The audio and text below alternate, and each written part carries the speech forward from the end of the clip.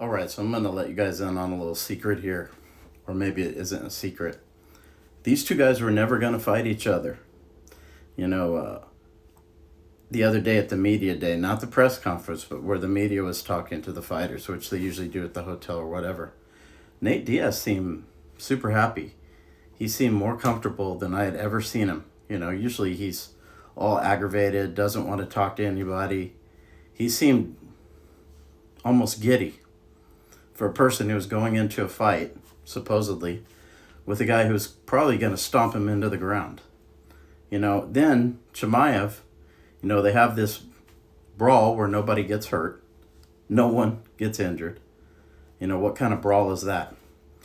And Chimaev, he's challenging all these other people before the fight.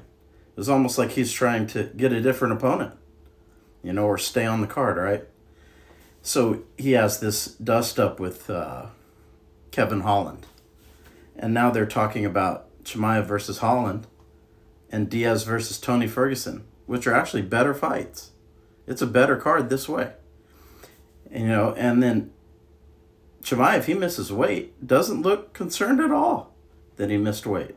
A guy who blows a pay-per-view probably wouldn't react that way. He seemed like he could care less that he missed weight.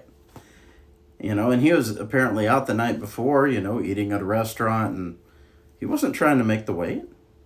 So all of this feels like a setup, They couldn't have the press conference when all these fights were not going to happen. The brawl was a big nothing, nothing happened there.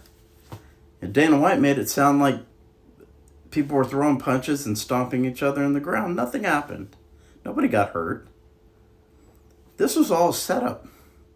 Nate Diaz was never going to fight Chimaev. These two were never going to fight. So Nate Diaz, now he gets the fight he wants. He gets the send-off he wants. And UFC gets a better fight. Chimaev beating Holland doesn't hurt his stock at all. Him missing what people say, he missed weight, it's going to hurt his stock. No, it won't. If he beats Holland convincingly, it's not going to hurt him at all.